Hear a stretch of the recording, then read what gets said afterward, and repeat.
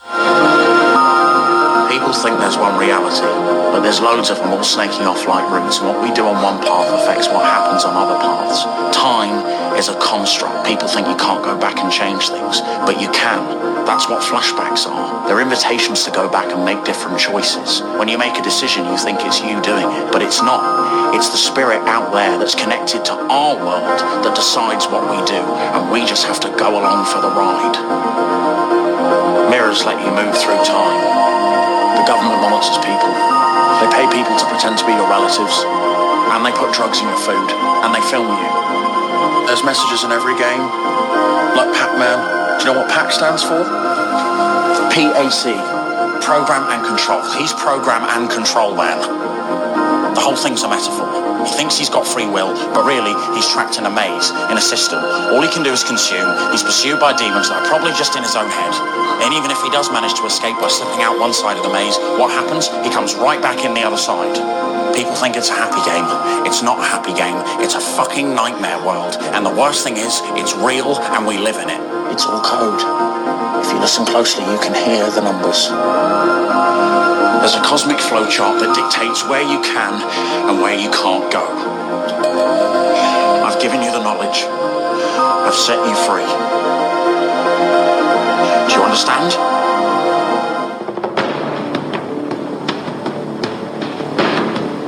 Happy hair season. Welcome to the desert of the real. Welcome with kindness and love to AM Diagnostic Radio with your host, Miguel Connor. We don't take prisoners but liberate them.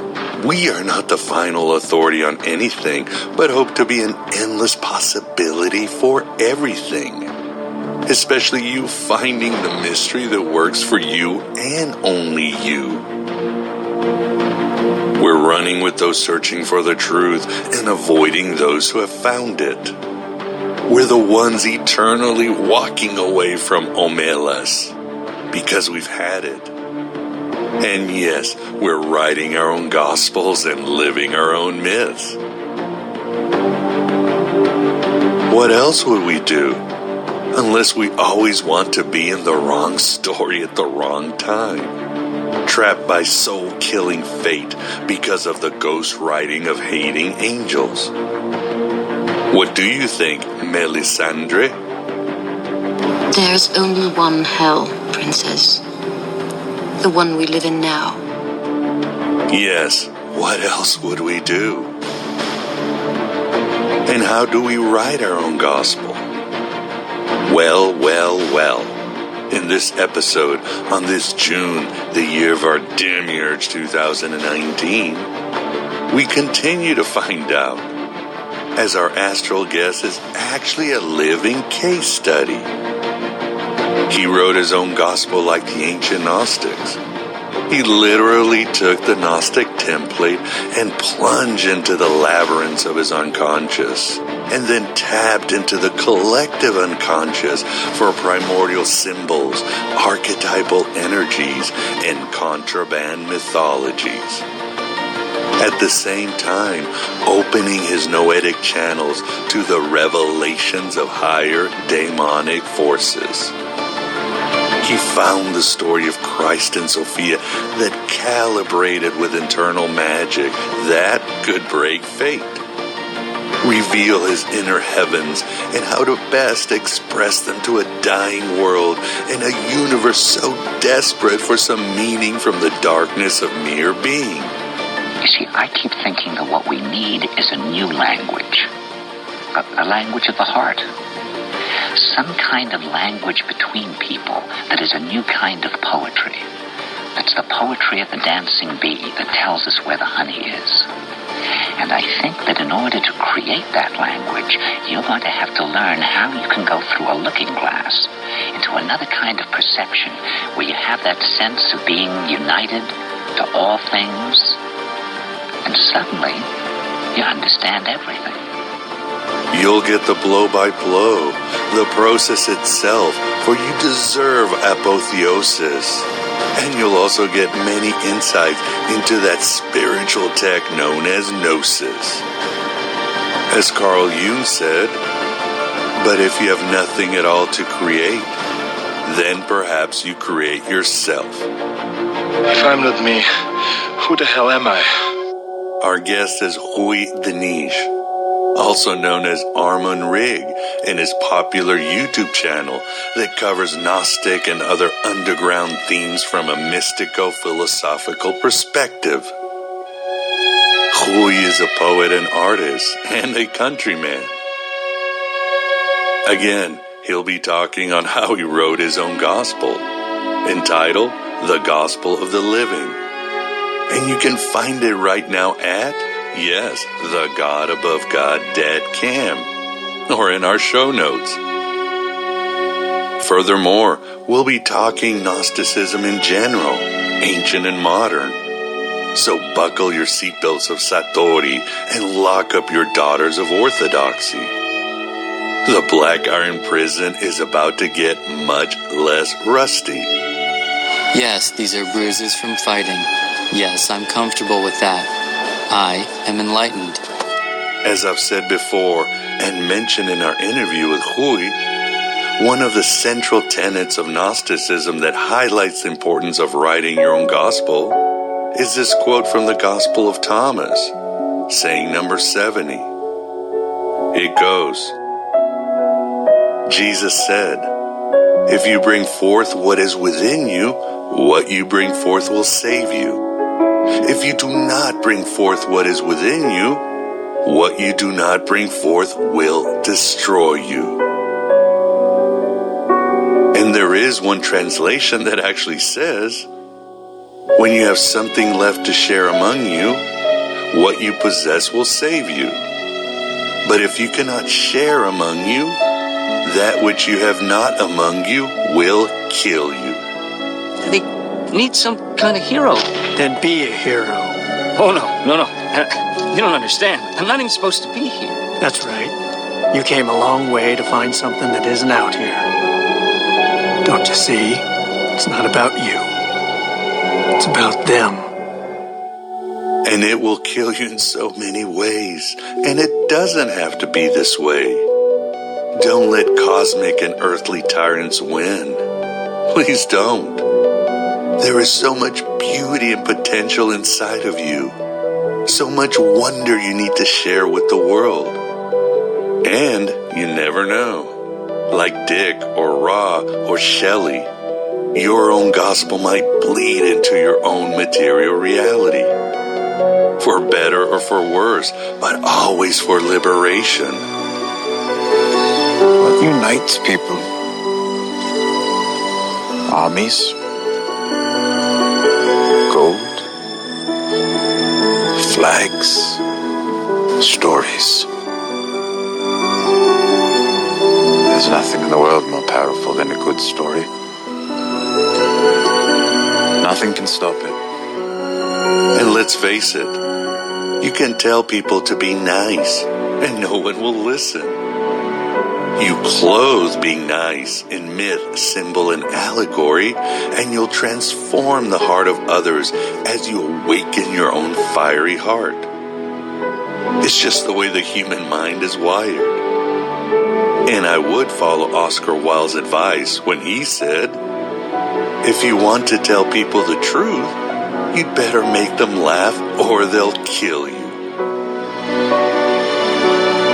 All of this is not easy, and I struggle, of course, writing my own gospel and living my own myth. But I think I have succeeded because I've been honored to be your humble servant in getting you those red pills, and sometimes red pill suppositories. But sometimes I fall into the story of Yaldabaoth and take myself too seriously and want a new smartphone and think a politician will save me. I resent the ones I love and want to go down on Maimon in a motel room of group thought. And then I hear your feedback and the laughter of my children. And I return to writing my own gospel, and here I am humbly serving you again. If the world that we are forced to accept is false and nothing is true, then everything is possible. On the way to discovering what we love, we will find everything we hate, everything that blocks our path to what we desire. Bringing back Jung, he wrote, "The point of life is that you're the fool for life, that you play the role, that you make all sorts of attempts, that you suffer. But you play that role in a most unsatisfactory way. You create a lot of nuisance or suffering or even catastrophes, and you identify with it. Therefore, you must divide yourself and think of the self. There is an Eastern saying, play the role of the king, the beggar, and the thief, not forgetting the gods. Even if you acknowledge that you are a thief, remember, that is a role you are playing. We are called upon to do strange things in this existence.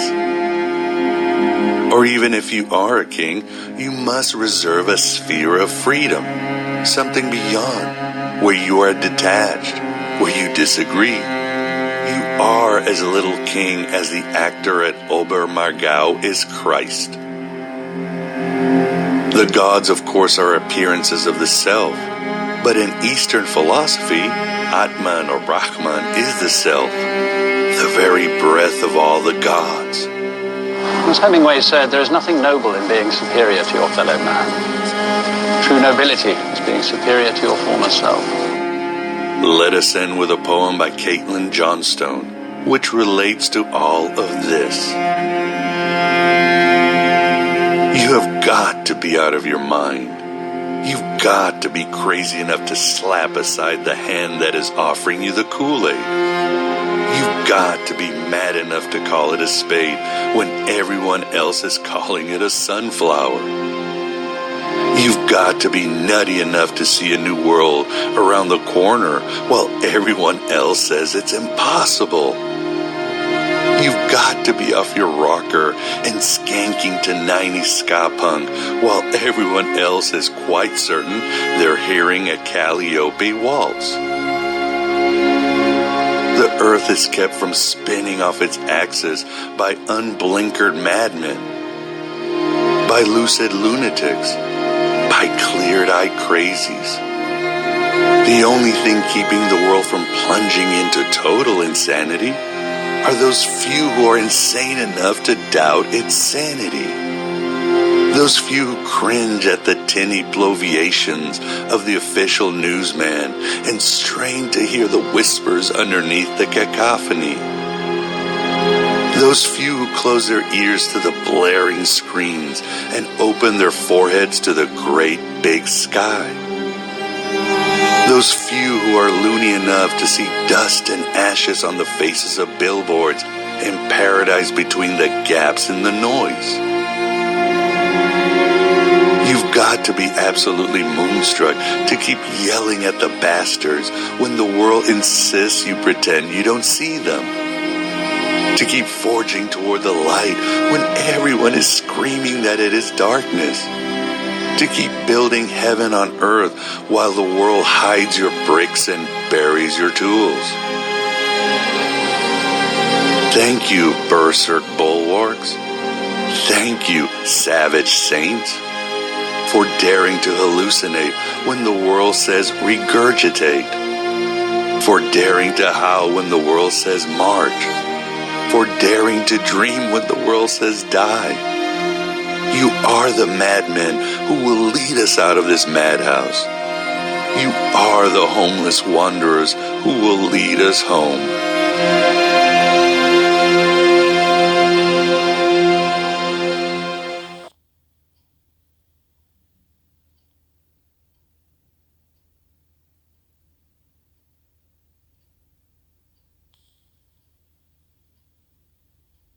Patrick from the Start Where You Stand channel suggested that I presented an analogy or metaphor that I briefly used recently in the Aeon Byte interview with Miguel Connor, comparing this reality with a book.